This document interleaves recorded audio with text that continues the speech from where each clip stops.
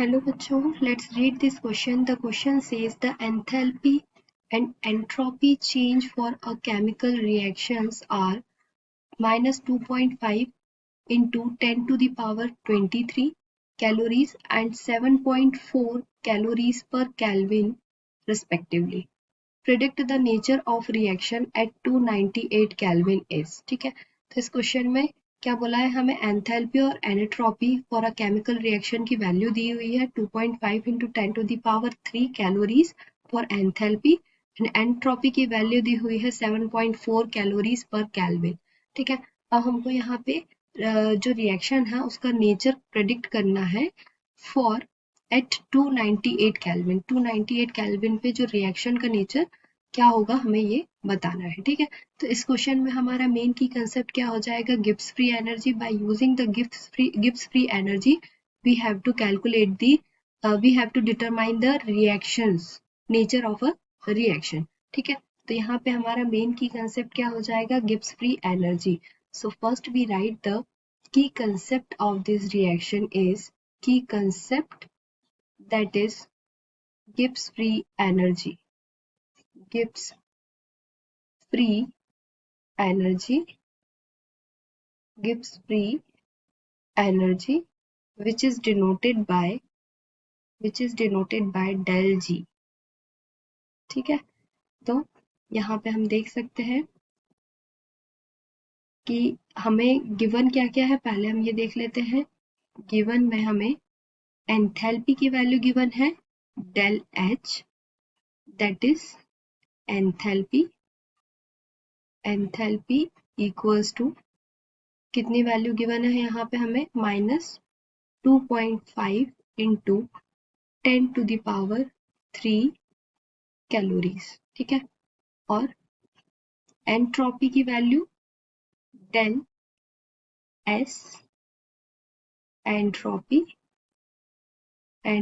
Value कितनी है 7.4 calories पर केल्विन। ठीक है, ये हमें डेल एच और डेल एस की वैल्यू गिवन है। अगर हम अपने रिएक्शन देखें, गिब्स फ्री एनर्जी की रिएक्शन क्या रिप्रेजेंट करती है, del G equals to del H minus T del S. ठीक है, तो यहाँ पे हमें ये हमारी रिएक्शन हुई, ये equation, sorry this is one the equation. ठीक है, Gibbs free energy del G represents the Gibbs free energy. ठीक है, तो अब हम इस रिएक्शन में इस इक्वेशन में अगर हम देखें तो एंथैल्पी की वैल्यू हमको क्या दी हुई है, नेगेटिव दी हुई है। ठीक है, और एंथैल्पी की वैल्यू हमें नेगेटिव है और डेल एस की एंट्रोपी की वैल्यू हमें पॉजिटिव है। तो यहाँ पे अगर हम देखें डेल एस की वैल्यू पॉजिटिव है, तो अगर हम यहाँ देखें तो डेल जी की पूरी ही वैल्यू क्या होगी, नेगेटिव आएगी। तो इस इक्वेशन में अगर हम वैल्यू पुट करते हैं del G equals to enthalpy की वैल्यू यहाँ पे minus 2.5 into 10 to the power 3 है,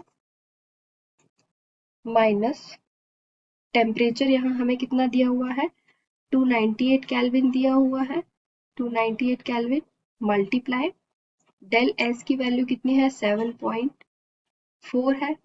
तो अगर हम देखें तो हमारा जो आंसर आएगा डेल जी की वैल्यू किस में आएगी, नेगेटिव में ही आएगी।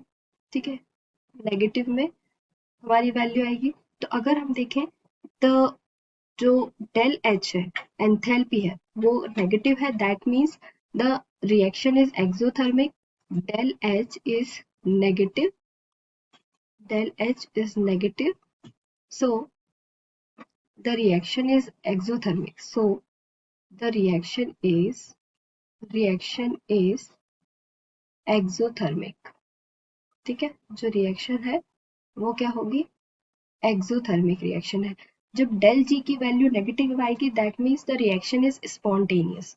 तो रिएक्शन क्या हो जाएगी, स्पॉन्टेनियस हो जाएगी, स्पॉन्टेनियस रिएक्शंस। ठीक है, तो यहाँ हमारी जो वैल्यू है डेल जी की वैल्यू नेगेटिव आई, अगर हम यहाँ पे वैल्यू पुट करेंगे तो यहाँ डेल जी का कितना आ जाएगी, 0 आ जाएगी। ठीक है, तो फॉर spontaneous reactions condition क्या होती है, यहाँ हम लिख सकते हैं for spontaneous reaction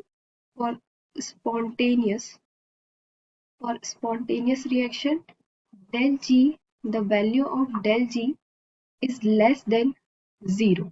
ठीक है, और यहाँ अगर हम कैलकुलेट करें तो हमारी del G की वैल्यू कितनी आई है, 0 आई है. That means the reaction is spontaneous. So the correct option is option number first is correct, spontaneous. So here we write the answer, option number 1 is correct. Hope you understood it well. Best of luck.